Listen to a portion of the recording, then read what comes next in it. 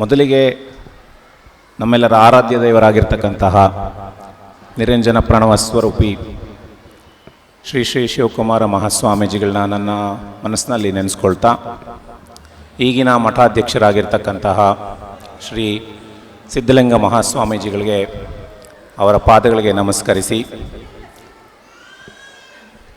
Royal public ಸ್ಕೂಲ್ನ ಎಲ್ಲ management ಮತ್ತು ಇಲ್ಲಿ ನೆರೆದಿರ್ತಕ್ಕಂತಹ ಎಲ್ಲ ಪೇರೆಂಟ್ಸ್ ಮತ್ತು ಇಂದಿನ ಒಂದು ರಾಯಲ್ ಉತ್ಸವ್ ಏನಾಗ್ತಾ ಇದೆ ಇದರ ರೂವಾರಿಗಳಾಗಿರ್ತಕ್ಕಂತಹ ಎಲ್ಲ ವಿದ್ಯಾರ್ಥಿಗಳಿಗೆ ನನ್ನ ವಂದನೆಗಳು.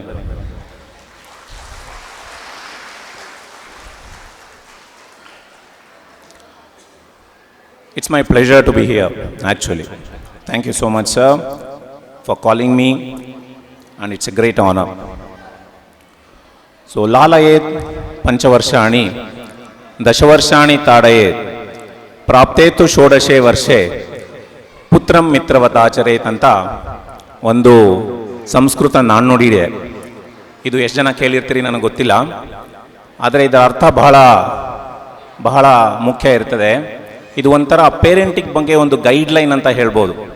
ಏನಿದು ಲಾಲಯತ್ ಪಂಚವರ್ಷಾಣಿ ಅಂದರೆ ಯಾವುದೇ ಮಗು ಹುಟ್ಟಿದ ನಂತರದಲ್ಲಿ ಮೊದಲನೇ 5 ವರ್ಷ ಅದನ್ನು ಪಾಲಿಸ್ಬೇಕಾದ್ರೆ ಮುದ್ದು ಜಾಸ್ತಿ ಮಾಡಬೇಕಂತೆ. ಮೊದಲನೇ 5 ವರ್ಷ ಮುದ್ದು ಮಾಡಿ ಮಗುವನ್ನು ಬೆಳೆಸಬೇಕು. ದಶವರ್ಷಾಣಿ ತಾಡಯೇತ್, ಅದಾದ ನಂತರದ 10 ವರ್ಷದಲ್ಲಿ ಸ್ವಲ್ಪ ಕಟ್ನಿಟ್ಟಲ್ಲಿ ಸ್ಟ್ರಿಕ್ಟಾಗಿ ಬುದ್ಧಿ ಹೇಳ್ತಾ ತಿದ್ದಿ ತೀಡಿ ಬೆಳೆಸಬೇಕು ಅನ್ನೋದು ನಮ್ಮ ಹಿರಿಯರು ಹೇಳಿರ್ತಕ್ಕಂಥದ್ದು. ಪ್ರಾಪ್ತೇತು ಷೋಡಶೆ ವರ್ಷೆ, ಮಗುಗೆ 16 ವರ್ಷ ತುಂಬಿದ ನಂತರದಲ್ಲಿ ಪುತ್ರಂ ಮಿತ್ರವದಾಚರೆ, ನಂತರದಲ್ಲಿ ಸ್ನೇಹಿತನ ಥರ ನಾವು ಮಕ್ಕಳನ್ನ ನೋಡಬೇಕು ಅನ್ನೋದು ಹಿರಿಯರು ಭಾಳ ಹಿಂದಿನ ಕಾಲದಲ್ಲೇ ಹೇಳ್ಬಿಟ್ಟಿದ್ದಾರೆ. ಆದರೆ ಈಗೇನಾಗ್ತಾ ಇದೆ ಅಂತಂತಂದರೆ ಎಲ್ಲೋ ಒಂದು ಕಡೆ ಸ್ವಲ್ಪ ಪೇರೆಂಟಿಂಗು ದಾರಿಗೆ ಬರಬೇಕು ಅಂತ ನನ್ನ ಭಾವನೆ. ಯಾಕೆ ಅಂತಂತಂದರೆ ನಾನಿಲ್ಲಿ ನಿಂತು ನಾನು ಮಾತಾಡ್ತಿದ್ದೀನಿ ಅಂದರೆ ಅದಕ್ಕೆ ಕಾರಣ ನಮ್ಮ ತಾಯಿ. ಅವರು ಟೀಚರ್ ಆಗಿದ್ದರು, ಈಗ ರಿಟೈರ್ ಆಗಿದ್ದಾರೆ. ಇವತ್ತಿಗೂ ನನಗೆ ಅವ್ರನ್ನ ಕಂಡ್ರೆ ಭಯ. ನನ್ನ ಮನೆಗೆ ಹೋಗಿ ಏನೋ ಒಂದು ಎಕ್ಸ್ಟ್ರಾ ಏನಾದರೂ ಮಾತಾಡ್ತಾ ಇದ್ದೀನಿ ಅಂತಂತಂದರೆ ಅವ್ರು ಇದಾರಾ ಇಲ್ವಾ ಅಂತ ನೋಡಿ ಮಾತಾಡ್ತೀನಿ. ಟಿ ವಿನಲ್ಲಿ ಏನೋ ಒಂದು ಪ್ರೋಗ್ರಾಮ್ ನೋಡ್ತಾ ಇದ್ದೀನಿ, ಫೋನಲ್ಲಿ ಏನೋ ನೋಡ್ತಾ ಇದ್ದೀನಿ ಅಂದರೆ ಅವ್ರು ಸುತ್ತಮುತ್ತ ಇದಾರಾ ಇಲ್ವಪ್ಪ ಅಂತ. ಏಕೆಂದರೆ ಇವತ್ತು ಕೂಡ ಅವರು ಕಟ್ನಿಟ್ಟು ನಾನೇನಾದರೂ ಎಕ್ಸ್ಟ್ರಾ ಮಾಡಬೇಕು ಅಂತಂತಂದರೆ ಅವರು ನನ್ನ ಮೇಲೆ ಒಂದು ಲೈನ್ ಇಟ್ಟಿರ್ತಾರೆ. ನಾನು ಯಾವ ರೀತಿ ಎಲ್ಲಿಗೆ ಹೋದೆ, ನಾನು ಇಲ್ಲಿಗೆ ಬಂದೆ ಅಂದರೆ ಅವ್ರಿಗೆ ಹೇಳ್ಬಿಟ್ಟು ಬರಬೇಕು ನಾನು. ಆ ರೀತಿ ನನ್ನನ್ನು ಅವರು ಬೆಳೆಸಿದ್ದಾರೆ. ಅದೇ ರೀತಿ ತಾವುಗಳು ಕೂಡ ಬೆಳೆಸಿದ್ರೆ ಭಾಳ ಸಹಾಯ ಆಗುತ್ತೆ ಅನ್ನೋದು ನನ್ನ ಭಾವನೆ. ಇವತ್ತಿಗೂ ಕೂಡ ನನ್ನನ್ನು ನಂಬಲ್ಲ ನಮ್ಮ ತಾಯಿ. ಇವನೇನೋ ಕಳ್ಳಾಟ ಆಡ್ತಾನೆ, ಇವನು ಏನೋ ಮಾಡ್ತಾನೆ, ದಾರಿ ತಪ್ಪಿಡ್ತಾನೆ ಅನ್ನೋ ಎಲ್ಲೋ ಒಂದು ಅವ್ರಿಗೆ ಮನೋಭಾವನೆ, ಎಲ್ಲೋ ಸಂಶಯ. ಯಾಕೆಂದರೆ ಅದೊಂದು ಕನ್ಸರ್ನ್, ಅಡಿಷನಲ್ ಕನ್ಸರ್ನ್. ಅದಕ್ಕೆ ನಾನೇನು ಹೇಳ್ತಾ ಇದ್ದೀನಿ, ಇದರಿಂದ ನಾನು ಏನು ಕಲಿತೆ, ಅದರಿಂದ ನಾನು ಏನು ಅನುಭವಿಸಿ ನಿಮ್ಗೆ ಹೇಳ್ತಾ ಇದ್ದೀನಿ ಅಂತಂತಂದರೆ, ಆ ಒಂದು ಅಡಿಷನಲ್ ಸಂಶಯ ಏನಿತ್ತಲ್ಲ ನಮ್ಮ ತಾಯಿದು, ಆ ಒಂದು ಡೌಟ್ ಅಥವಾ ಒಂದು ಸಂಶಯ ಅಥವಾ ಏನೋ ಒಂದು ಎಡಿಷನಲ್ ಒಂದು ಕನ್ಸರ್ನ್ ನನ್ನ ಮೇಲೆ ಇತ್ತಲ್ಲ, ಅದೇ ನನ್ನನ್ನು ಇವತ್ತು ಇಲ್ಲಿಗೆ ತಂದು ನಿಲ್ಲಿಸಿದೆ ಅಂತ ನನಗನ್ಸುತ್ತೆ. ಯಾಕೆಂದರೆ ನಾನೇನು ಎಕ್ಸ್ಟ್ರಾರ್ಡಿನರಿ ಸ್ಟೂಡೆಂಟ್ ಅಲ್ಲ, ಇದೇ ರೀತಿ ಒಂದು ಆ್ಯಾವ್ರೇಜ್ ಸ್ಟೂಡೆಂಟ್. ಆಲ್ಮೋಸ್ಟ್ ಒಂದು 25 ಇಯರ್ಸ್ ಬ್ಯಾಕು ನಾನು ಆ ಕಡೆ ಇದ್ದೆ. ಸೊ ಅಲ್ಲಿಂದ ಎಲ್ಲೋ ಒಂದು ಕಡೆ ಯಾರೋ ನಮ್ಮದೇ ಇದೇ ಥರ ಒಂದು ಆ್ಯನ್ಯುವಲ್ ಡೇ ಸ್ಕೂಲ್ ಫಂಕ್ಷನ್ ಇದ್ದಾಗ ಯಾರೋ ನಮ್ಮ ಸ್ಕೂಲಿಗೆ ಬಂದರು, ಏನೋ ಹೇಳಿದ್ರು, ಅದು ನನ್ನ ಮೇಲೆ ಪ್ರಭಾವ ಬೀರ್ತು. ಆ ಪ್ರಭಾವದಿಂದ ಮೋಟಿವೇಶನ್ ತೊಗೊಂಡು ಪ್ರತಿನಿತ್ಯ, so I used to plan the 24 hours, ಆ 24 ಗಂಟೆ ಅಲ್ಲಿ ನಾನು ಏನು ಎಡಿಷನಲ್ ಮಾಡ್ಬೋದು ದೊಡ್ಡವನಾಗಲಿಕ್ಕೆ ಅಥವಾ ಬೆಳೀಲಿಕ್ಕೆ ಅಂತ ಹೇಳಿ ಮಾಡ್ತಾ ಪ್ರತಿನಿತ್ಯ ಒಂದು ಸ್ಟ್ರಗಲ್ ಮಾಡ್ತಾ ನಾವು ಒಂದು ಸ್ಟೇಜಿಗೆ ಬಂದಿದ್ದೀನಿ ಅನ್ನೋದು ನನ್ನ ಭಾವನೆ. ಅದಕ್ಕೆ ನಮ್ಮ ಪೇರೆಂಟ್ಸ್ ಬಹಳ ಮುಖ್ಯ ಅಂತ ನಾನು ಹೇಳ್ತೀನಿ. ಯಾಕೆ ಅಂತಂತಂದರೆ ಮಕ್ಕಳು ಯಾವತ್ತೂ ಅಷ್ಟೇ, ಈಗ ನಾವೆಲ್ಲ ಈಗ ಏನು ಜನರಲಿ ಸಹಜವಾಗಿ ನಮ್ಮ ಮನೆಯಲ್ಲಿ ಮಾಡ್ತೀವಿ, ಭಾಳ ಬುದ್ಧಿ ಹೇಳ್ತೀವಿ ಅಲ್ಲೂರ. ಪ್ರತಿಯೊಬ್ಬರು ಆ್ಯಸ್ ಅ ಪೇರೆಂಟ್ ಎಲ್ಲರೂ ಪ್ರತಿನಿತ್ಯ ನಿಮ್ಮ ಮಕ್ಕಳಿಗೆ ನೋಡು, ಅದು ಮಾಡಬೇಡ, ಅದು ತಪ್ಪು, ಇದು ಮಾಡಬೇಡ, ಇದು ತಪ್ಪು, ಅಲ್ಲಿಗೆ ಹೋಗಬೇಡ, ಇಲ್ಲಿಗೆ ಹೋಗಬೇಡ, ಅವ್ರನ್ನ ಮಾತಾಡಿಸು, ಇವ್ರನ್ನ ಮಾತಾಡಿಸು, ಎಲ್ಲರೂ ಕೂಡ ಬುದ್ಧಿವಾದ ಹೇಳ್ತೀವಿ. ಅದು ಟೀಚರ್ಸ್ ಇರ್ಬೋದು, ಅಥವಾ ಪೇರೆಂಟ್ಸ್ ಇರ್ಬೋದು. ಆದರೆ ಒಂದು ಗಮನದಲ್ಲಿ ಇಟ್ಕೋಬೇಕು, ನಾವು ಏನೇ ಹೇಳಿದ್ರೂ ಸಹಿತ ಅದು ಮಕ್ಕಳ ತಲೆಗೆ ಅಥವಾ ಮಕ್ಕಳ ಇದಕ್ಕೆ ತುಂಬ ಇನ್ಫ್ಲೂಯೆನ್ಸ್ ಆಗಲ್ಲ. ಇನ್ಫ್ಲೂಯೆನ್ಸ್ ಆಗೋದು ನಾವು ಏನು ಮಾಡ್ತೀವಿ ಅನ್ನೋದು. ನಾವು ಏನು ಮಾಡ್ತೀವೋ ಅದನ್ನು ನೋಡಿ ಪಾಲಿಸ್ತಾರೆ ಮಕ್ಕಳು. ಯಾಕೆ ಅಂತಂತಂದರೆ ಈಗ ನೀವು ಅಬ್ಸರ್ವ್ ಮಾಡ್ಬೋದು, ಹುಟ್ಟಿದಾಗಿಂದ ಮಗುದು ಒಂದೇ ಕೆಲಸ, ಅಣ್ಣ ಇದ್ದರೆ ಅಣ್ಣನ ಅಬ್ಸರ್ವ್ ಮಾಡಿ ಪಾಲಿಸೋದು, ತಾಯಿಯನ್ನು ಪಾಲಿಸೋದು, ಇಲ್ಲ ತಂದೆಯನ್ನು ಪಾಲಿಸೋದು. ಅದು ಬಿಟ್ಟರೆ ಬೇರೆ ಇರೋದಿಲ್ಲ. ಸೊ ನಾವು ಏನು ಮಾಡ್ತೀವಿ ಅದನ್ನು ನೋಡಿ ಪಾಲಿಸುತ್ತೆ. ಈ ಭಾಳ ಜನಕ್ಕೆ ಗೊತ್ತು, ಮೊಬೈಲ್ ಮಕ್ಕಳು ತುಂಬ ನೋಡ್ತಾರೆ, ಮೊಬೈಲ್ ನೋಡಬಾರ್ದು ಅಂತ. ಅಲ್ಲೂರ ನಾವು ಮಕ್ಳಿಗೆ ಹೇಳ್ತೀವಿ, ಮೊಬೈಲ್ ನೋಡಬೇಡ ಕಣೋ, ಕಣ್ಣು ಹಾಳಾಗುತ್ತೆ, ಇನ್ನೊಂದಾಗುತ್ತೆ, ಮತ್ತೊಂದಾಗುತ್ತೆ. ಎಲ್ರಿಗೂ ಗೊತ್ತು ಅಲ್ಲೂರ. ಆದರೆ ಅದನ್ನು ಕೂಡ ನಾವು ಮೊಬೈಲ್ ನೋಡಿಕೊಂಡೇ ಹೇಳ್ತೀವಿ, ಮೊಬೈಲ್ ನೋಡಬೇಡ ಕಣೋ, ಒಳ್ಳೇದಲ್ಲ. ನಾವು ಮೊಬೈಲ್ ನೋಡ್ಕೊಂಡು ಅದಕ್ಕೆ ನೋಡಬೇಡ ಅಂತಂತಂದರೆ ಹೇಗೆ ಸಾಧ್ಯ ಆಗುತ್ತೆ ಅಲ್ಲೂರ? ಹೌದೋ ಇಲ್ವೋ? ಗ್ಯಾರಂಟಿ ಅಲ್ಲೂರ. ಸೊ ಹಾಗಾಗಿ ನೋಡಿ ಕಲಿಯೋದು ಭಾಳ ಇರುತ್ತೆ. ಮಕ್ಳಿಗೆ ಸುಳ್ಳು ಹೇಳ್ಬೇಡಿ ಅಂತ ಹೇಳ್ತೀವಿ ನಾವು, ಹೌದಾ? ಮಕ್ಕಳಿಗೆ ಸುಳ್ಳು ಹೇಳ್ಬಾರ್ದಪ್ಪ, ಒಳ್ಳೇದಲ್ಲ. ಮಕ್ಳಿಗೂ ಗೊತ್ತು ಪಾಪ ಸುಳ್ಳು ಹೇಳ್ಬಾರ್ದು ಅಂತೇಳಿ. ಆದರೆ ಎಲ್ಲೋ ಒಂದು ಕಡೆ ನಾವೇನು ಮಾಡ್ತೀವಿ, ಈಗ ಫಾರ್ ಎಕ್ಸಾಂಪಲ್, ಈಗ ಆಫೀಸಿಂದ ಬರ್ತಾರೆ, ಸುಸ್ತಾಗಿ ಬಂದಿರ್ತಾರೆ, ಹೂಎವರ್ ಇಟ್ ಮೇ ಬಿ, ಮನೆಯಲ್ಲಿ ಕೂತ್ಕೊಂಡಿರ್ತಾರೆ, ಆಫೀಸಿಂದ ಫೋನ್ ಬರುತ್ತೆ. ಮೇ ಬಿ ಒಂದು 6:30 ಇರ್ತದೆ, ಆರಾಮಾಗಿ ಕಾಫಿ ಕುಡ್ಕೊಂಡು ಟಿ ವಿ ನೋಡ್ಕೊಂಡು ಕೂತ್ಕೊಂಡಿರ್ತೀರ, ಫೋನ್ ಬರುತ್ತೆ. ಆ ಫೋನನ್ನು ತೆಗಿಲಿಕ್ಕೆ, ಆಫೀಸಿಂದ ಫೋನ್ ಬರುತ್ತೆ ಅಂತ ಇಟ್ಕೊಳ್ಳೋಣ, ಆ ಫೋನ್ ತೆಗಿಲಿಕ್ಕೆ ಎಲ್ಲೋ ಒಂದು ಕಡೆ ಅಯ್ಯೋ ಆಫೀಸಿಂದ ಮತ್ತೆ ಬಂತಲ್ಲ, ಬೆಳಗಿಂದ ಒದ್ದಾಡಿದ್ದೀನಿ, ಮತ್ತದೇ ಫೋನು, ಮತ್ತದೇಗಳು, ಇನ್ಯಾರು ಎತ್ತಾರೆ? ವೈಫ್ಗೆ ಹೇಳ್ತೀರಾ, ಬೇಡ ಕಣ, ನಾನು ಇಲ್ಲ ಅಂತ ಹೇಳ್ಬಿಡು, ಇಲ್ಲ ಬ್ಯುಸಿ ಇದ್ದೀನಿ ಅಂತ ಹೇಳ್ಬಿಡು, ಸ್ನಾನ ಮಾಡ್ತಿದ್ದೀನಿ ಅಂತ ಹೇಳ್ಬಿಡು ಅಂತ ಹೇಳ್ತೀರಾ.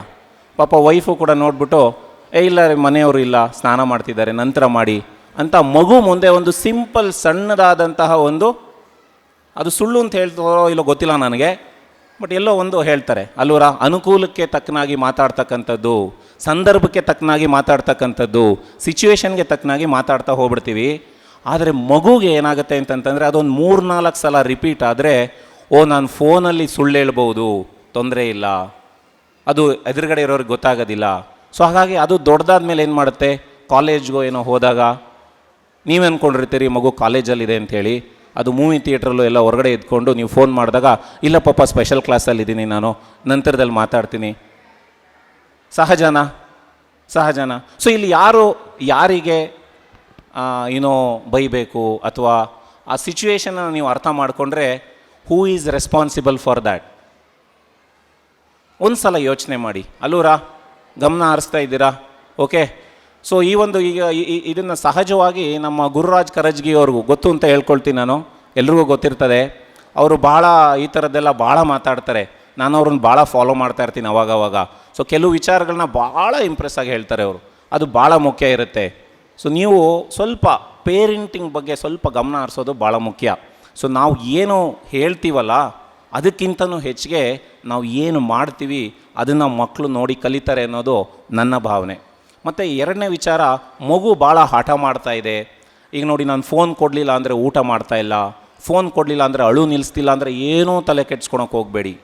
ನೀವು ಹೇಗೆ ಅಭ್ಯಾಸ ಮಾಡಿಸ್ತೀರೋ ಮಗು ಹಂಗೆ ಬೆಳೆಯುತ್ತೆ, ಇದು 100%.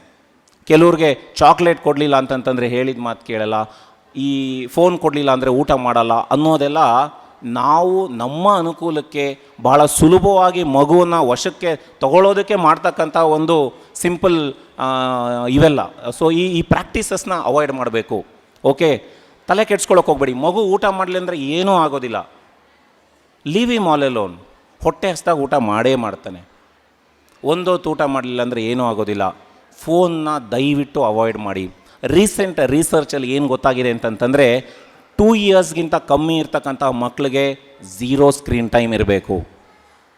5ರಿಂದ 8 ವರ್ಷಕ್ಕಿಂತ ಕಮ್ಮಿ ಇರ್ತಕ್ಕಂಥ ಮಕ್ಕಳು ಪ್ರತಿನಿತ್ಯ 1.5ರಿಂದ 2 ಅವರ್ಗಿಂತ ಹೆಚ್ಚಿಗೆ ಫೋನನ್ನು ನೋಡಿದ್ರೆ ಅವ್ರಿಗೆ ಕಣ್ಣು ಹಾಳಾಗೋದ್ರ ಜೊತೆಗೆ ಬುದ್ಧಿಮಾಂದ್ಯತೆ, ಬಿಹೇವಿಯರಲ್ ಪ್ರಾಬ್ಲಮ್ಸು, ಇಂಟರ್ಪರ್ಸ್ನಲ್ ಕನೆಕ್ಟ್ ಎಲ್ಲ ಭಾಳ ಪ್ರಾಬ್ಲಮ್ ಆಗ್ತಿದೆ ಅಂತ ಬರ್ತಾ ಇದೆ. ನೀವು ನೋಡ್ಬೋದು, ಕೆಲವು ಇತ್ತೀಚಿನ ಜನ್ರೇಷನ್ ಮಕ್ಕಳು ಬಹಳ ಬೇಗ ಇರಿಟೇಷನ್ ಜಾಸ್ತಿ. ಏನೋ ಹೇಳ್ಬಿಟ್ರೆ ಭಾಳ ಸಿಡಿ ಅಂದ್ಬಿಡ್ತಾರೆ, ತಾಳ್ಮೆ ಕಳ್ಕೊಂಬಿಡ್ತಾರೆ, ಏನೋ ಸಡನ್ನಾಗಿ ಮಾಡೋಕ್ಕೆ ಹೋಗ್ತಾರೆ. ಯಾಕೆ? ಮತ್ತು ಜೊತೆನಲ್ಲಿ ಮಾತಾಡೋದಿಲ್ಲ. ನಾವೆಲ್ಲ ಮುಂಚೆ ಕೂತ್ಕೊಂಡು ಹರಟೆ ಹೊಡಿತಿದ್ವಿ, ಮಾಡ್ತಾಯಿದ್ವಿ, ಮಕ್ಕಳ ಜೊತೆ, ಸೀನಿಯರ್ಸ್ ಜೊತೆ, ತಂದೆ ತಾಯಿಗಳ ಜೊತೆ, ತಾತ ಅಜ್ಜಿರ ಜೊತೆ, ಮನೇಲಿ ಬಂದ ರಿಲೇಟಿವ್ಸ್ ಜೊತೆ ಸ್ವಲ್ಪ ಕನೆಕ್ಟ್ ಆಗ್ತಾಯಿದ್ವಿ ನಾವು ಸಣ್ಣವರಿದ್ದಾಗ. ಈಗಿನ ಮಕ್ಳಿಗೆ ಕನೆಕ್ಟ್ ಮಾಡಿಸ್ಬಿಡಿ ನೋಡೋಣ. ಯಾರ್ಯಾರೋ ಮನೆಗೆ ನೆಂಟರು ಬಂದರು, ನಿಮ್ಮ ಸ್ನೇಹಿತರೆ ಬಂದರು ಮನೆಗೆ ಅಂತ ಇಟ್ಕೊಳ್ಳಿ, ನಿಮ್ಮ ಮಕ್ಕಳು ಎಷ್ಟು ಸಲ ಹೋಗಿ ಮಾತಾಡಿಸ್ತಾರೆ ಅವರನ್ನು? ಯಾವತ್ತಾದರೂ ಹೋಗಿ ಮಾತಾಡ್ತಾರಾ? ಇಲ್ಲ. ರೂಮಲ್ಲಿ ಹೋಗ್ಬಿಡ್ತಾರೆ, ಇಲ್ಲಾಂದರೆ ಟಿ ವಿ ನೋಡ್ಕೊಂಡು ಕೂತ್ಕೋತಾರೆ. ರೂಮಲ್ಲಿ ಕೂತ್ಕೊಂಡು ಫೋನನ್ನು ನೋಡ್ತಾ ಇರ್ತಾರೆ, ಇಲ್ಲ ಅಂತಂತಂದರೆ ಟಿ ವಿ ನೋಡ್ತಾರೆ. ಹೌದಾ? ಅಬ್ಸರ್ವ್ ಮಾಡಿದ್ದೀರಾ? ಯಾಕೆ ಆಗ್ತಾಯಿದೆ ಈ ರೀತಿ? Interpersonal connect. ಒಬ್ಬ ಅಪರಿಚಿತ ವ್ಯಕ್ತಿಯನ್ನು ಹೇಗೆ ಅಪ್ರೋಚ್ ಮಾಡಬೇಕು, ನಾನು ಅವ್ರನ್ನ ಹೇಗೆ ಅರ್ಥ ಮಾಡ್ಕೊಂಡು ಮಾತಾಡಿಸ್ಕೋಬೇಕು, ಅವ್ರ ಜೊತೆ ಹೇಗೆ ಕನೆಕ್ಟ್ ಆಗಬೇಕು ಅನ್ನೋ ಒಂದು ಆ ಟೆಕ್ನಿಕ್ ಮರ್ತೋಗ್ಬಿಟ್ಟಿದ್ದಾರೆ ಜನ, ಮಕ್ಕಳು. ಇದನ್ನು ಗಮನಿಸಬೇಕಾಗತ್ತೆ. ಇದು ಭಾಳ ಭಾಳ ಮುಖ್ಯ. ಬರೀ ನಾವು ಪುಸ್ತಕ ಕೊಟ್ಬಿಟ್ಟು ಓದಿಸ್ಬಿಟ್ಟು ಮಾರ್ಕ್ಸ್ ತೊಗೊಂಡು ಏನೋ ಡಿಗ್ರಿ ತೊಗೊಂಡು ಆಚೆ ಬಂದುಬಿಟ್ರೆ ಮುಗಿಯೋದಿಲ್ಲ. So not every qualified doctor is a successful doctor. Not every qualified teacher is a successful teacher. Not every qualified person is a successful person. ಯಾಕೆ? Because not just degree, not just percentage, not just job. What matters is communication. Communication ಬಹಳ ಮುಖ್ಯ. ಸಮಾಜದ ಜೊತೆ ಹೇಗೆ ಬೆರಿತೀವಿ, ಸಮಾಜದ ಜೊತೆ ಹೇಗೆ connect ಮಾಡ್ಕೊಳ್ತೀವಿ, ಆಮೇಲೆ ನಮ್ಮ ಫೈನಾನ್ಸಸ್ ಹೇಗೆ ಹ್ಯಾಂಡಲ್ ಮಾಡ್ಕೊಳ್ತೀವಿ, ನಮ್ಮ ಫ್ಯಾಮಿಲಿ ಜೊತೆ ಹೇಗೆ ಬಿಹೇವ್ ಮಾಡ್ತೀವಿ, ಇದೆಲ್ಲದೂ ಮ್ಯಾಟ್ರ್ ಆಗುತ್ತೆ. ಇದನ್ನು ಸ್ಕೂಲಲ್ಲಿ ಹೇಳ್ಕೊಳಕ್ಕಾಗಲ್ಲ. ಸ್ಕೂಲಲ್ಲಿ ನಿಮಗೆ ಪಾಠ ಹೇಳಿಬಿಟ್ಟು ಒಂದು ಎಕ್ಸಾಮಲ್ಲಿ ಪಾಸ್ ಮಾಡೋದು ಹೇಗೆ, ಡಿಸ್ಟಿಂಕ್ಷನ್ ತೊಗೊಳ್ಳೋದು ಹೇಗೆ, ಅಥವಾ ಒಂದು ಒಳ್ಳೆ ಡಿಗ್ರಿ ತೊಗೊಳ್ಳೋದು ಹೇಗೆ ಅನ್ನೋದನ್ನು ಸ್ಕೂಲಿಂದ ಮಾಡಿಸ್ಕೋಬೋದು. ಆದರೆ ಇಂಟರ್ಪರ್ಸನಲ್ ಸ್ಕಿಲ್ಸ್ ಹೇಗೆ ಡೆವಲಪ್ ಮಾಡ್ಕೊಳ್ಳೋದು, ಒಬ್ಬ ವ್ಯಕ್ತಿಯನ್ನು ಕಂಪ್ಲೀಟ್ ವ್ಯಕ್ತಿಯಾಗಿ ಮಾಡ್ತಕ್ಕಂಥದ್ದು, ಎಲ್ಲ ಒಂದು ಆ್ಯಂಗಲಲ್ಲೂ ಕೂಡ ಬೆಳವಣಿಗೆ ಮಾಡಿಸ್ತಕ್ಕಂಥದ್ದು ಪೇರೆಂಟ್ಸ್ ಕೆಲಸ ಇರುತ್ತೆ. ಸೊ ಒಬ್ಬ ಮಗು ಬೆಳಿಬೇಕು, ಚೆನ್ನಾಗಾಗಬೇಕು ಅಂತಂತಂದರೆ ಮೋರ್ ದ್ಯಾನ್ 50% ಪೇರೆಂಟ್ ಕೆಲಸ ಇರ್ತದೆ. ಸೊ ಸ್ಕೂಲ್ದು ಅಫ್ಕೋರ್ಸ್ 50% ಇದ್ದೇ ಇರ್ತದೆ, ಅದರಲ್ಲೇನು ಅಲ್ಗಳೆಯೋ ಹಾಗಿಲ್ಲ. ಆದರೆ ಪೇರೆಂಟ್ಸ್ದು ಬಹಳ ಬಹಳ ಮುಖ್ಯ ಇರುತ್ತೆ. ಸೊ ಯಾರೇ ಒಂದು ಡಿಗ್ರಿ, ಈಗ ನಾನು as a doctor I am speaking, ನಾನು ಬರೀ ಕಾರ್ಡಿಯಾಲಜಿ ಡಿಗ್ರಿ ಮುಗಿಸ್ಬಿಟ್ಟು ಆಚೆ ಬಂದುಬಿಟ್ಟು ಕೂತ್ಕೊಂಡ್ರೆ ಯಾರೂ ಪೇಷಂಟ್ಸ್ ಬರೋದಿಲ್ಲ ನನಗೆ. ಅಲ್ಲೂರಾ? ಪೇಷಂಟ್ಸ್ನ ಒಲಿಸ್ಕೋಬೇಕು, ಅವ್ರ ಜೊತೆ ಕಮ್ಯುನಿಕೇಷನ್ ಮಾಡಬೇಕು, ಅವ್ರಿಗೆ ಕಾಯಿಲೆ ಬಗ್ಗೆ ಹೇಳಬೇಕು. ಆ ಹೇಳೋ ರೀತಿಯೂ ಇರ್ತದೆ. ನಾನು ಇಲ್ಲ ರೀ ನಿಮ್ಗೆ ಹಾರ್ಟ್ ಅಟ್ಯಾಕ್ ಆಗಿಬಿಟ್ಟಿದೆ ಅಂತ ಪೇಷಂಟ್ಗೆ ಅಂತಂತ ಹೇಳಿದ್ರೆ ಅವ್ನು ಅಟೆಂಡ್ರಿಗೂ ಹಾರ್ಟ್ ಅಟ್ಯಾಕ್ ಆಗಿಬಿಡುತ್ತೆ ಆಮೇಲೆ. ಅಲ್ಲೂರಾ? ಅದನ್ನು ಹೇಳೋ ರೀತಿ ಇರ್ತದೆ. ಅದನ್ನು ಎಲ್ಲೂ ನಮ್ಮ ಪುಸ್ತಕದಲ್ಲಿ ಹೇಳ್ಕೊಟ್ಟಿಲ್ಲ, ಯಾರೂ ಟೀಚರ್ ಹೇಳ್ಕೊಟ್ಟಿಲ್ಲ. ಹೇಗೆ ಈಗ ಒಬ್ಬ ಪೇಷಂಟ್ಗೆ ಹಾರ್ಟ್ ಅಟ್ಯಾಕ್ ಆಗಿದೆ ಅಂದರೆ ಅವ್ರ ಅಟೆಂಡ್ರಿಗೆ ಹೇಗೆ ನಾನು ಮಾತಾಡಬೇಕು, ಹೇಗೆ ಹೇಳ್ಕೊಡ್ಬೇಕು ಅನ್ನೋದನ್ನು ಯಾರೂ ನಮಗೆ ಹೇಳ್ಕೊಟ್ಟಿಲ್ಲ. ಅದನ್ನು ನಾವೇ ಕಲ್ತಿರೋದು, ನಾವೇ ರೂಢಿಸ್ಕೊಂಡಿರೋದು. ಹೇಗೆ ರೂಢಿಸ್ಕೊಂಡ್ರಿ? ಅದನ್ನೆಲ್ಲ ನಮ್ಮ ತಂದೆ ತಾಯಿಗಳನ್ನ ನೋಡಿ, ನಮ್ಮ ಸುತ್ತಮುತ್ತ ಇರ್ತಕ್ಕಂಥ ಜನರನ್ನು ನೋಡಿ ನಾವು ಕಲ್ತಿರ್ತಕ್ಕಂಥದ್ದು. ಹಾಗಾಗಿ ನಾವು ಎಲ್ಲೋ ಒಂದು ಕಡೆ ಸ್ವಲ್ಪ ಗಮನ ಹರಿಸ್ಬಿಟ್ಟು ನಾವು ಒಂದು ಜೀವನದಲ್ಲಿ ಓಡೋದನ್ನು ಸ್ವಲ್ಪ ಸ್ಲೋ ಮಾಡಿ ನಮ್ಮ ಮಕ್ಕಳಿಗೆ ಸ್ವಲ್ಪ ಸಮಯ ಕೊಟ್ಟು as A over all person ಅವನು ಡೆವಲಪ್ ಆಗಲಿಕ್ಕೆ ನಾವು ಸ್ವಲ್ಪ ಸಹಾಯ ಮಾಡಬೇಕು. ಅದಕ್ಕೆ ಒಂದು ರೀತಿಯಾದಂಥ ಪೂರಕವಾದಂಥ ವಾತಾವರಣನ ನಾವು ಮಾಡಿಸ್ಕೊಡ್ಬೇಕು ಅನ್ನೋದು ನನ್ನ ಒಂದು ಭಾವನೆ. ಇದಕ್ಕೆ ಎಲ್ರಿಗೂ ಕೂಡ ಒಂದು ಸಮ್ಮತಿ ಇದೆ ಅಂತ ನಾನು ಅಂದ್ಕೊಳ್ತೀನಿ. ಅದ್ರ ಜೊತೆಗೆ ಕೆಲವು ವಿಚಾರಗಳು ಆಹಾರದ ಬಗ್ಗೆ ನಾನು ಮಾತಾಡಬೇಕಾಗತ್ತೆ. ಆಹಾರದ ಬಗ್ಗೆ ನಾನು ಎಲ್ಲೋದ್ರೂ ಮಾತಾಡ್ತೀನಿ. ಯಾಕೆ ಹೇಳಿ? ಎಲ್ಲರೂ ಪ್ರತಿನಿತ್ಯ ಊಟ ಮಾಡಲೇಬೇಕು, ಅಲ್ಲೂರಾ? ಆದರೆ ಏನು ತಿನ್ನಬೇಕು ಅನ್ನೋದು ಯಾರಿಗೂ ಗೊತ್ತಿಲ್ಲ. ಎಲ್ಲ ಕನ್ಫ್ಯೂಷನ್ನು. ಯಾರೋ ಬಂದು ಹೇಳ್ತಾರೆ ಇದು ಒಳ್ಳೆಯದು, ಇನ್ನೊಬ್ಬರು ಬಂದು ಹೇಳ್ತಾರೆ ಇದು ಕೆಟ್ಟದ್ದು, ಇದು ತಿನ್ನಲೇಬಾರ್ದು, ಇದನ್ನು ಪ್ರತಿನಿತ್ಯ ತಿನ್ನಬೇಕು, ಇದಿಷ್ಟು ತಿನ್ನಬೇಕು, ಅಷ್ಟು ತಿನ್ನಬೇಕು. ಆ ರೀತಿಯೆಲ್ಲ ಇರೋದಿಲ್ಲ. ನೀವು ಏನು ಮಾಡಬೇಕು ಅಂತಂತಂದರೆ ಆಹಾರವನ್ನು ವಿಂಗಡಿಸ್ಬೇಕಾಗತ್ತೆ. ಅದನ್ನು ನೀವು ಮಕ್ಕಳಿಗೆ ಹೇಳ್ಕೊಡ್ಬೇಕಾಗತ್ತೆ, ಯಾವ ಆಹಾರ ಒಳ್ಳೆಯದು, ಯಾವುದು ಕೆಟ್ಟದ್ದು ಅಂತ. ಸೊ ಒಳ್ಳೆಯ ಆಹಾರವನ್ನು ಹೆಚ್ಚಿಗೆ ಬಳಸಬೇಕು, ಅನ್ಹೆಲ್ದಿ ಅಥವಾ ಕೆಟ್ಟ ಆಹಾರವನ್ನು ಕಮ್ಮಿ ಬಳಸಬೇಕು ಅನ್ನೋದನ್ನು ಹೇಳ್ಕೊಡ್ಬೇಕಾಗತ್ತೆ. ಈ ಹೆಲ್ದಿ ಅನ್ಹೆಲ್ದಿ ಅಂತ ಹೇಗೆ ಡಿವೈಡ್ ಮಾಡ್ತೀವಿ? It is a big thing. It is not so easy. ಹುಟ್ಟಿದಾಗಿಂದ ನಾವು ಪ್ರಾಕ್ಟೀಸ್ ಮಾಡ್ಕೊಂಬಂದಿರೋದನ್ನ ಸಡನ್ನಾಗಿ ಬದಲಾವಣೆ ಮಾಡೋದು ಭಾಳ ಕಷ್ಟ ಆಗುತ್ತೆ. ಸೊ ಹೆಲ್ದಿ ಅನ್ಹೆಲ್ದಿ ಅಂತ ಆಹಾರ ಹೇಗೆ ಹೇಳ್ತೀವಿ? ನಾನು ಭಾಳ ಜನಕ್ಕೆ ಹೋದಾಗ ಹೇಳ್ತೀನಿ, ನೋಡಿ ಅಕ್ಕಿ ಭಾಳ ಒಳ್ಳೆಯದಲ್ಲ ಅಂತ. ಏನು ಸ್ವಾಮಿ ಅನ್ನಕ್ಕೆ ಬೈತಿರಲ್ಲ ನೀವು ಒಬ್ಬರು ಡಾಕ್ಟರ್ ಅಂತ ನನಗೆ ಬೈಸ್ಕೊಂಡಿದ್ದೀನಿ ನಾನು ಭಾಳ ಸಲ. ಮುದ್ದೆ ಅಷ್ಟು ಒಳ್ಳೆಯದಲ್ಲ ಅಂತ ಹೇಳ್ತೀನಿ ನಾನು. ಎಷ್ಟು ಜನ ಒಪ್ತೀರಿ? ಮುದ್ದೆ ಒಳ್ಳೆಯದಲ್ಲ ಅಂತ ಹೇಳ್ತೀನಿ ನಾನು. ಎಷ್ಟು ಜನ ಒಪ್ತೀರಿ? ನನಗೆ ಬೈತೀರಿ, ಡಾಕ್ಟರ್ ಸರಿ ಇಲ್ಲ ಕಣೆ, ಯಾಕೆ ಕರೆಸಿದ್ರು ಇವ್ರನ್ನ, ಪಾಪ ಸರ್ಗೆ ಬೈಕೊಂಡು ಕೂತ್ಕೊಳ್ತೀರಿ, ಏನೇನೋ ಕತೆ ಹೇಳ್ತಾ ಇದ್ದಾರೆ ಇವರು ಅಂತೇಳಿ. ನೋಡಿ, ಆಹಾರದಲ್ಲಿ ನಾವು ಅನ್ನ, ಮುದ್ದೆ, ರೊಟ್ಟಿ, ಚಪಾತಿ ಅನ್ನೋದನ್ನು ಸ್ವಲ್ಪ ಬಿಡಬೇಕಾಗತ್ತೆ. ನಾವು ಆಹಾರವನ್ನು carbohydrates, proteins, vitamins, fibre, fat ಈ ಥರ ಡಿವೈಡ್ ಮಾಡ್ಕೋಬೇಕಾಗತ್ತೆ. ಇಲ್ಲ ಅಂತಂತಂದರೆ ಕಷ್ಟ ಆಗುತ್ತೆ. ಹೆಂಗೆ ಸರ್, ಹೆಂಗೆ ಇದು ನಮ್ಗೆ ಯಾರು ಹೇಳ್ಕೊಟ್ಟಿಲ್ವಲ್ಲ ಸ್ಕೂಲಲ್ಲಿ ಇದ್ರ ಬಗ್ಗೆ ಅಂತಂತಂದರೆ, ಯಾರು ಸ್ಕೂಲಲ್ಲಿ ಹೇಳ್ಕೊಡ್ಬೇಕಾಗಿಲ್ಲ. ನೀವೇ ಮಾಹಿತಿ ತೊಗೊಳ್ಳಿ. ನೀವೊಂದು ಗೋಲ್ಡ್ ಚೈನ್ ತೊಗೋಬೇಕು ಅಂತಂತಂದರೆ ಡಿಸೈನ್ ಎಲ್ಲ ನೋಡ್ತೀರಲ್ವೇನ್ರಿ, ಅದ್ರದ್ದೆಲ್ಲ ಹೆಂಗಿದೆ ಕ್ವಾಲಿಟಿ ಏನು. ಮನೆಯಲ್ಲಿ ಒಂದು ಸೈಕಲ್ ತೊಗೋಬೇಕು, ಒಂದು ಬೈಕ್ ತೊಗೋಬೇಕು ಅಂದರೆ ನೀವೇ ರಿಸರ್ಚ್ ಮಾಡ್ತೀರ ಅಲ್ಲೂರ. ಆಹಾರದ ಬಗ್ಗೆ ಯಾಕೆ ರಿಸರ್ಚ್ ಮಾಡಲ್ಲ ನೀವು ಅನ್ನೋದು ನನ್ನ ಪ್ರಶ್ನೆ. ನೀವೇ ರಿಸರ್ಚ್ ಮಾಡಿ. ನಾ ಹೇಳಿರೋದ್ರ ಬಗ್ಗೆ ಒಪ್ಕೋಬೇಡಿ. ನಾನೊಂದು ಪಾಯಿಂಟ್ ಕೊಟ್ಟಿದ್ದೀನಿ, ಅದನ್ನು ಹುಡುಕಿ. ಎಲ್ಲರ ಹತ್ರ ಸ್ಮಾರ್ಟ್ಫೋನ್ ಇದ್ದೇ ಇದೆಯಾ? ಹೌದಾ? ಇದೆಯಾ ಗ್ಯಾರಂಟಿ ಅಲ್ಲೂರ? ಸೊ ಸ್ಮಾರ್ಟ್ಫೋನಲ್ಲಿ ಹುಡುಕಿ ಕಾರ್ಬೋಹೈಡ್ರೇಟ್ಸ್ ಅಂದರೆ ಏನು, ಯಾವ್ಯಾವುದ್ರಲ್ಲಿ ಎಷ್ಟೆಷ್ಟು ಪ್ರಮಾಣ ಇರ್ತದೆ ಎಲ್ಲ ಹುಡುಕ್ಬಿಟ್ಟು ಅದು ಒಂದು ಪರ್ಸೆಂಟೇಜ್ ಇರ್ತದೆ ಅಲ್ಲೂರ. ಈಗ ಅಡುಗೆಗೆ ಎಷ್ಟು ಬೇಕೋ ಅಷ್ಟು ಉಪ್ಪು ಹಾಕಬೇಕು, ಜಾಸ್ತಿ ಹಾಕಿದ್ರು ಕಷ್ಟ, ಕಮ್ಮಿ ಹಾಕಿದ್ರು ಕಷ್ಟ ಅನ್ನಂಗೆ. ಆಹಾರದಲ್ಲಿ ಕಾರ್ಬೋಹೈಡ್ರೇಟ್ಸು ಇಷ್ಟು ಪರ್ಸೆಂಟೇಜ್ ಅಂತ ಇರುತ್ತೆ. ನಾವು ಏನು ಖರ್ಚು ಮಾಡ್ತೀವಲ್ವಾ ಅಷ್ಟು ಆಹಾರವನ್ನು ನಾವು ಬಳಸಬೇಕು.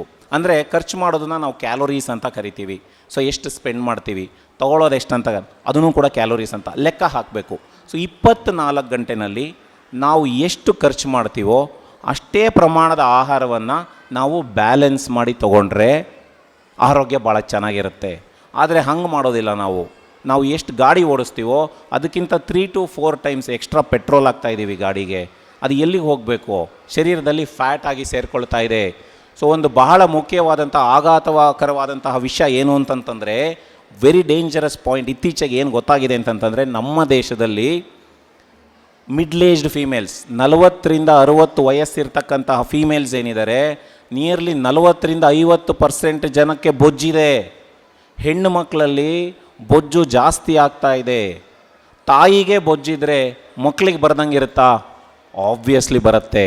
1/3 of the kids are obese. 100ರಲ್ಲಿ 30ರಿಂದ 35% ಮಕ್ಕಳು ಬೊಜ್ಜು ಬರ್ತಾ ಇದೆ.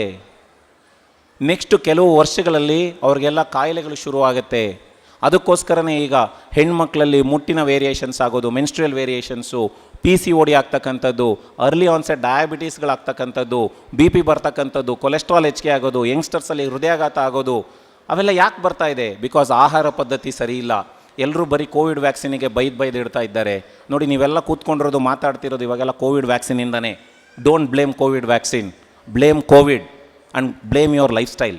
ಫಸ್ಟ್ ನಾವು ತಿದ್ಕೋಬೇಕು, ಆಮೇಲೆ ಬೇರೆಯವ್ರಿಗೆ ಬೈಬೇಕು. ಫಸ್ಟ್ ನಾವು ಸರಿ ಹೋಗಬೇಕು. ನಮ್ಮ ಆಹಾರ ಪದ್ಧತಿ ಎಲ್ಲಿ ಸರಿ ಇದೆ? ನಾವು ವೆಜಿಟೇರಿಯನ್ ಫುಡ್ ಭಾಳ ಒಳ್ಳೆಯದು ಅಂತ ಹೇಳ್ತಾರೆ ಅಲ್ಲೂರ. I am a vegetarian, I am talking about vegetarian food. Vegetarian food ಏನಿದೆ 80% ಕಾರ್ಬೋಹೈಡ್ರೇಟ್ ತೊಗೊಳ್ತಾ ಇದ್ದೀವಿ ನಾವು. ಎಡಿಷನಲ್ ಕಾರ್ಬೋಹೈಡ್ರೇಟೇ ಶರೀರದಲ್ಲಿ ಫ್ಯಾಟ್ ಆಗೋದು. ಅದೇ ಫ್ಯಾಟೇನೇನೇ ಮುಂದೆ ತೊಂದರೆ ಕೊಡ್ತಾ ಹೋಗೋದು. ಸೊ ಬೈ 2030 ನಮ್ಮ ದೇಶದಲ್ಲಿ ಒಂದು ಡೇಂಜರಸ್ ಟ್ರೆಂಡ್ ನಡೀತಾ ಇದೆ. ಈ 2030ನೇ ಇದರಲ್ಲಿ ಇಸ್ವಿ ಒಳಗಡೆ WHO ಏನು ಸ್ಟೇಟ್ಮೆಂಟ್ ಕೊಟ್ಟಿದೆ ಅಂತಂತಂದರೆ, ನಮ್ಮ ದೇಶದಲ್ಲಿ ಇರ್ತಕ್ಕಂತಹ ಹೃದ್ರೋಗಿಗಳು ಡಬಲ್ ಆಗ್ತಾ ಇದ್ದಾರೆ, ಸಕ್ಕರೆ ಕಾಯಿಲೆ ಇರ್ತಕ್ಕಂಥವ್ರು ಡಬಲ್ ಆಗ್ತಾ ಇದ್ದಾರೆ. ಸೊ ಈಗ ಆಲ್ರೆಡಿ ಮನೆಗೆ ಒಬ್ಬೊಬ್ಬರು ಸಕ್ಕರೆ ಕಾಯಿಲೆನವ್ರು ಇದ್ದೇ ಇದ್ದಾರಾ? ಆಲ್ಮೋಸ್ಟ್ ಇದ್ದಾರಾ?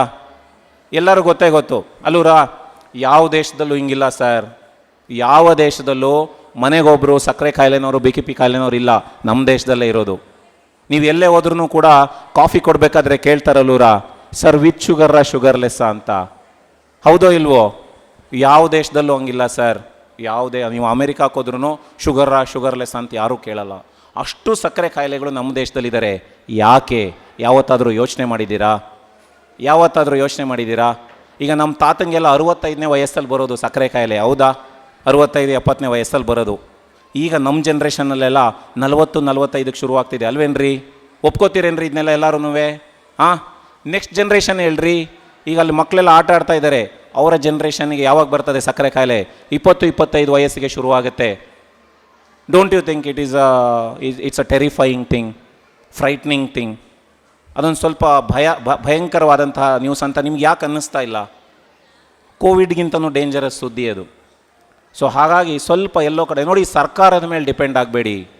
ಸರ್ಕಾರ ನಿಮ್ಮನ್ನೆಲ್ಲ ಮೇಲಕ್ಕೆತ್ತೋ ಕೆಲಸ ಯಾವತ್ತೂ ಮಾಡೋದಿಲ್ಲ. ಹೆಲ್ತ್ ಎಜುಕೇಷನ್ ಯಾವತ್ತೂ ಕೊಡೋದಿಲ್ಲ.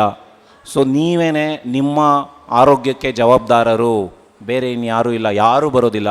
ಸೊ ಹಾಗಾಗಿ ಎಲ್ಲೋ ಒಂದು ಕಡೆ ಸ್ವಲ್ಪ ಬದಲಾವಣೆಯ ಅವಶ್ಯಕತೆ ಇದೆ, ತಿದ್ಕೋಬೇಕಾಗ್ತದೆ. ಆಹಾರದ ಕಡೆ ಗಮನ ಹರಿಸಬೇಕಾಗ್ತದೆ, ಎಲ್ಲೋ ಒಂದು ಕಡೆ ಸ್ವಲ್ಪ ವ್ಯಾಯಾಮದ ಕಡೆ ಗಮನ ಹರಿಸಬೇಕಾಗತ್ತೆ. ಸೊ ಆಹಾರ ಯಾವ ರೀತಿ ಇರಬೇಕು ಅಂತಂತಂದರೆ, ಮೊದಲನೆಯದು ಬಹಳ ಮುಖ್ಯವಾದಂಥದ್ದು, ಹೊಟ್ಟೆ ತುಂಬ ಊಟ ಮಾಡಬೇಡಿ, ಅವಶ್ಯಕತೆ ಇಲ್ಲ. ನಮ್ಮ ತಾತಂಗೆ ಬೇಕಾಗಿತ್ತು, ನಮಗೇನಕ್ಕೆ ಬೇಕು? ಒಂದು ದಿನ ನಾವು ಊಟ ಮಾಡಿದ್ರೆ ಒಂದು ಹೊತ್ತು ನಿಯರ್ಲಿ 1000 ಕ್ಯಾಲರಿ ಊಟ ಮಾಡ್ತೀವಿ ನಾವು. 800ರಿಂದ 1000 ಕ್ಯಾಲರಿ. 1000 ಕ್ಯಾಲರಿ ಖರ್ಚು ಮಾಡಬೇಕು ಅಂದರೆ ನಿಮ್ಮ ಫೋನಲ್ಲೆಲ್ಲ ಇರ್ತದೆ, ಇವಾಗೆಲ್ಲ ಹೆಲ್ತ್ ಆ್ಯಪ್ಸ್ ಎಲ್ಲ ಇದೆ, ಒಂದು ಸ್ಮಾರ್ಟ್ ವಾಚ್ ಇರ್ತದೆ, ತೊಗೊಳ್ಳಿ. ಅದರಲ್ಲಿ ನೋಡಿ 10 ಕಿಲೋಮೀಟ್ರ್ ನಾನು ವಾಕ್ ಮಾಡಿದ್ರೆ ಎಷ್ಟು ಕ್ಯಾಲೋರಿ ಖರ್ಚಾಗುತ್ತೆ ಅಂತ. ಯಾರಾದರೂ ಹೇಳ್ತೀರಾ 10 ಕಿಲೋಮೀಟ್ರ್ ವಾಕ್ ಮಾಡಿದ್ರೆ ಎಷ್ಟು ಕ್ಯಾಲೋರಿ ಖರ್ಚಾಗುತ್ತೆ ಅಂತ? Anybody?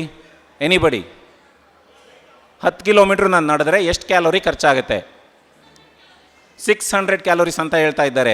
600 calories is equal to 1 ಮುದ್ದೆ. ಒಂದು ಮುದ್ದೆನಲ್ಲಿ 600 ಕ್ಯಾಲೋರಿ ಇರುತ್ತೆ. 600 ಕ್ಯಾಲೋರಿಯನ್ನು ನಾನು ಕರಗಿಸ್ಬೇಕು ಅಂತಂತಂದರೆ 10 ಕಿಲೋಮೀಟ್ರ್ ನಡಿಬೇಕು. ಮುದ್ದೆ ಊಟ ಮಾಡಿ ಎಷ್ಟು ಜನ 10 ಕಿಲೋಮೀಟ್ರ್ ನಡೀತಾ ಇದ್ದೀರಿ ಇಲ್ಲಿ? ಮುದ್ದೆ ಭಾಳ ಒಳ್ಳೆಯದು. ಎಷ್ಟು ಒಳ್ಳೆಯದು, ಎಷ್ಟು ಪ್ರಮಾಣದಲ್ಲಿ ತಗೋತಾ ಇದ್ದೀರಿ? ಅಲ್ಲೂರಾ ಎಮೋಷ್ನಲ್ ಆಗಿ ತಗೋಬೇಡಿ. Don't get emotionally attach to mudde. No, ಮುದ್ದೆ ಕರಗಿಸೋದಾದರೆ ಮುದ್ದೆ ಊಟ ಮಾಡಿ, ಇಲ್ಲಾಂದರೆ ಯಾಕೆ ಊಟ ಮಾಡ್ತಾ ಇದ್ದೀರಿ? ಮುದ್ದೆನಲ್ಲಿ ಬಹಳ ಶಕ್ತಿ ಇರ್ತದೆ. ಅದಕ್ಕೆ ಹೇಳೋದು, ಮುದ್ದೆ ದುಡಿಯೋನಿಗೆ ಬೇಕು. ನೀವು ಆಫೀಸ್ನಲ್ಲಿ ಲ್ಯಾಪ್ಟಾಪ್ ಹಾಕ್ಕೊಂಡು ಅಡುಗೆ ಮನೆಯಲ್ಲಿ ಕಸ ಗುಡಿಸ್ಕೊಂಡು ಪಾತ್ರೆ ತೊಳೆಯೋರಿಗೆ ಬೇಕಾಗಿಲ್ಲ ರೀ. ಸೊ ಆಹಾರದ ಕಡೆ ಗಮನ ಹರಿಸಿ. ಬೆಳಿಗ್ಗೆ ತಿಂಡಿ ತಿಂದಿರ್ತೀರಿ ಎಲ್ಲ, 2 ಇಡ್ಲಿ 1 ವಡೆ, ಹೌದಾ? ಎಷ್ಟು ಕ್ಯಾಲೋರಿ ಇರುತ್ತೆ 2 ಇಡ್ಲಿ 1 ವಡೆನಲ್ಲಿ? ಎನಿಬಡಿ?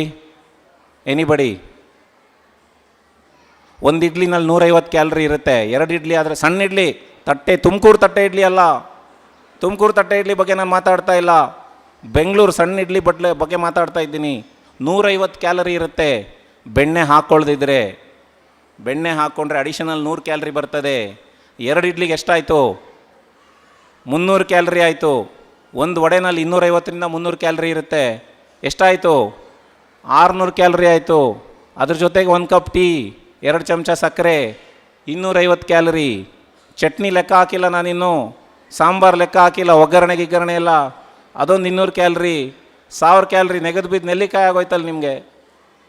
ಬೆಳಿಗ್ಗೆ ತಿಂಡಿ ತಿಂದವರು 1000 ಕ್ಯಾಲರಿ ಎಲ್ಲಿ ಖರ್ಚು ಮಾಡ್ತಾ ಇದ್ದೀರಿ? ಲೆಕ್ಕ ಕೊಡಿ. ಅದರ ಜೊತೆಗೆ ಆಫೀಸಲ್ಲಿ ಮಧ್ಯೆ ಬೇಜಾರಾದಾಗೆಲ್ಲ ಒಂದೊಂದು ಟೀ, ಕಾಫಿ, ಹೌದಾ? ಕುಡಿತಾ ಇದ್ದೀರಾ? ಹೆಣ್ಮಕ್ಳು ಮನೆಯಲ್ಲಿದ್ದವರು ಮನೆಗೆ ಬಂದವ್ರ ಜೊತೆ ಎಲ್ಲ ಕಾಫಿ, ಹೌದಾ? ಮಧ್ಯಾಹ್ನ ಏನು ಊಟ ಮಾಡ್ತೀರಿ? ಅನ್ನ ಸಾರು ಸರ್, ಹೌದಾ? ಆಫೀಸ್ ಕ್ಯಾಂಟೀನ್ಸಲ್ಲಿ, ಆಫೀಸ್ನಲ್ಲಿ ಏನು ತಿಂಡಿ ತಿಂತೀರಿ? ಚಪಾತಿ ಅನ್ನ, ಹೌದಾ? ಚಪಾತಿ ಅನ್ನ, ತಪ್ಪಿದರೆ ಕೆಲವು ಕಡೆ ಸ್ವಲ್ಪ ಏನೋ ಲೋಕಲ್ ಇರೋರು ಮುದ್ದೆ, ಹೌದಾ? ಒಪ್ಕೋತೀರಾ? ಹಾಂ, ಮುದ್ದೆ ಜೊತೆ ಸ್ವಲ್ಪ ತುಪ್ಪ ಕೆಲವು ಟೈಮು, ಅಲ್ಲೂರಾ?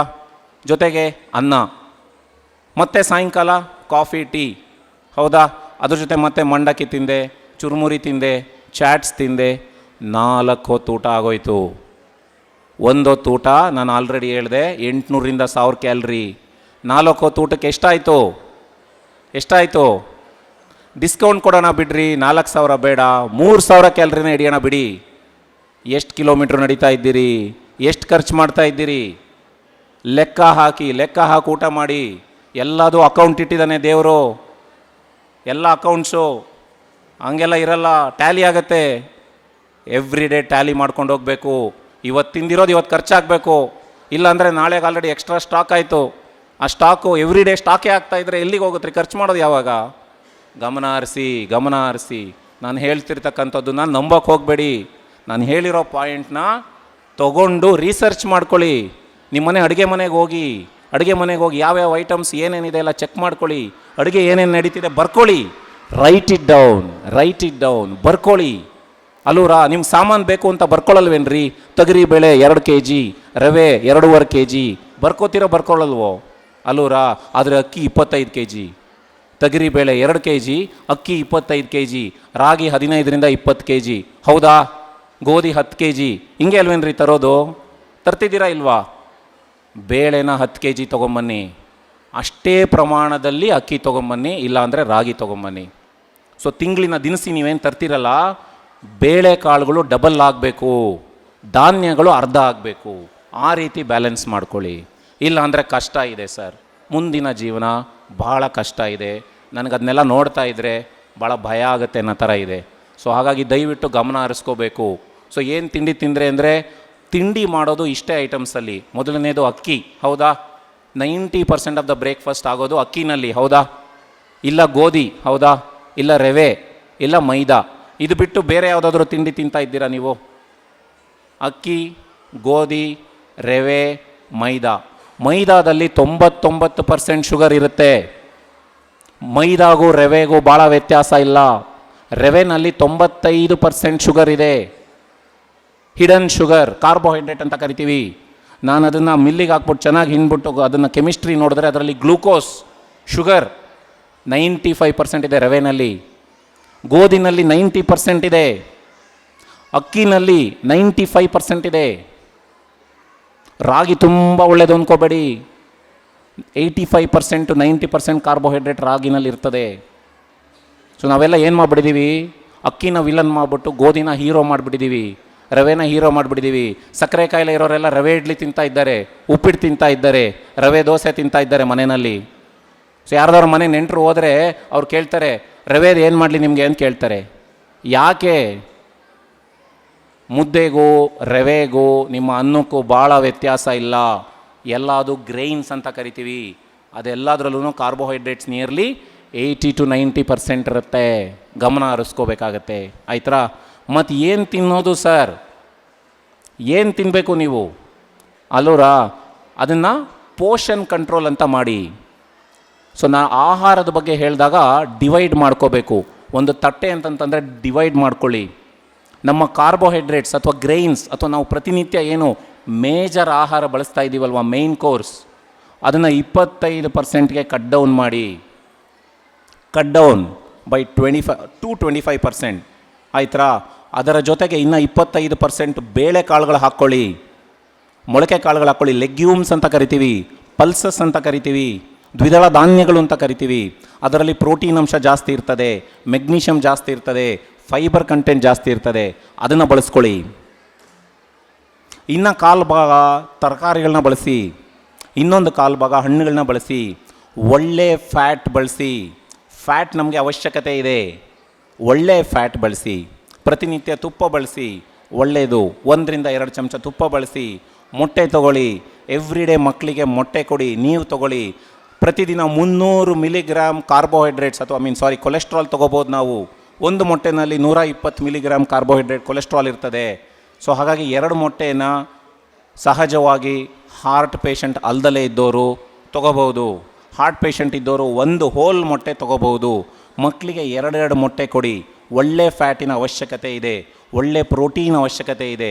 ಪ್ರತಿನಿತ್ಯ ಒಬ್ಬ ಮನುಷ್ಯನಿಗೆ protein 1 gram per kg body weight ಅಂತೀವಿ. 60 kg ಇರ್ತಕ್ಕಂಥವನು 60 ಗ್ರಾಮ್ ಪ್ರೋಟೀನ್ ತಿನ್ನಬೇಕು.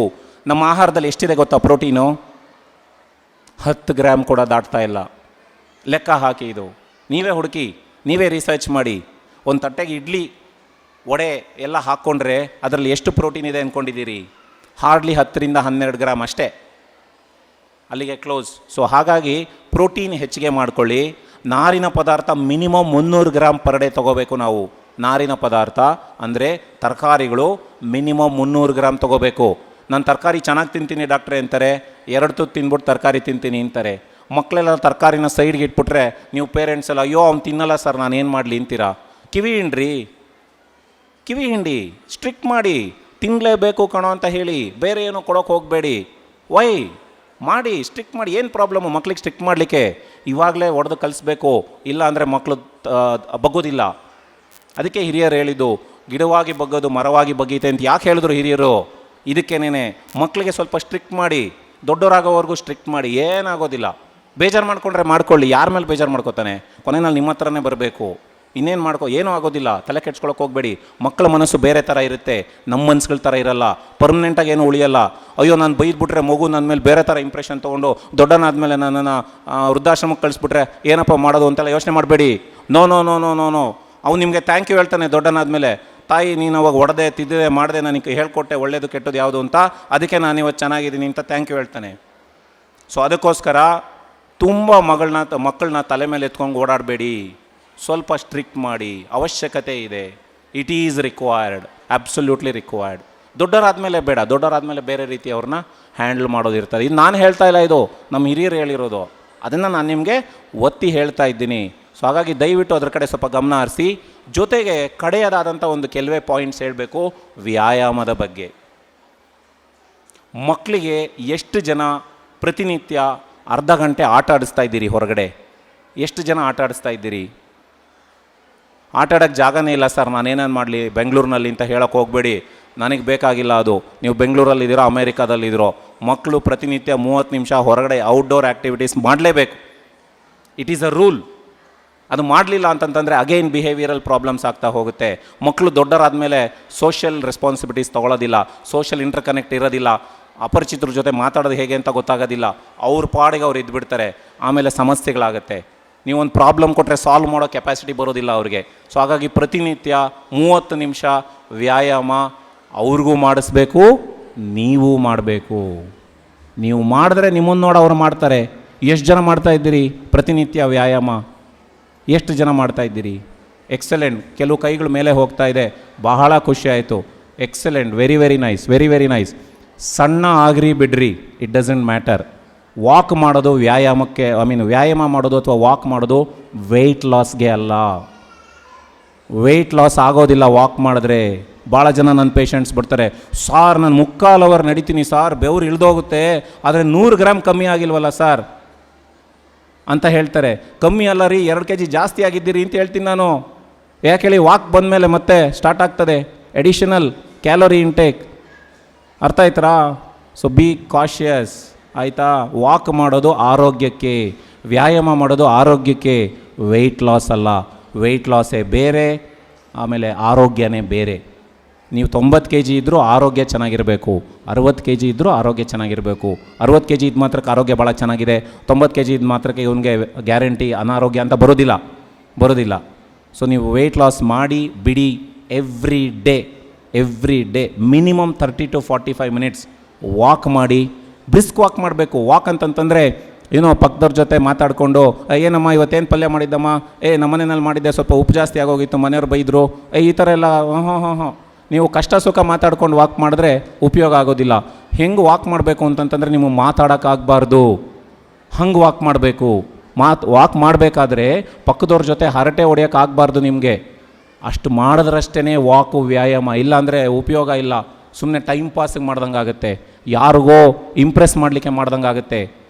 ಅರ್ಥ ಆಯ್ತಾ? ಸೊ ಅನುಕೂಲ ಆಗಬೇಕು ವಾಕಿಂದ ಅಂತಂತಂದರೆ,